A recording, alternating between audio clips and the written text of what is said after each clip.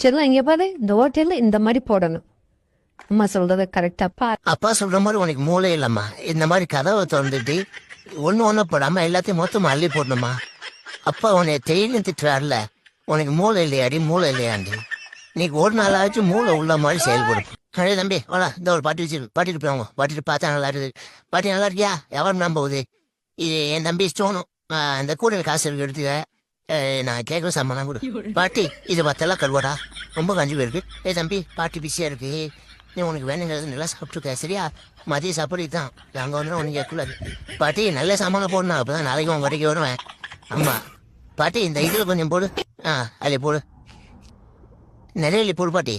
அவன் தான் இதை பாரு, இந்த பூசணிக்காய் எடுத்து வை, நான் முழுசா வச்சுடு, நானே வீட்டு போய் ஒட்டிக்கிறேன். தம்பி நீ தந்த காசு முடிஞ்சிருச்சு, போப்பா. அவ்வளவுதான். அவ்வளோதானா? சரி நான் பார்க்குறேன்.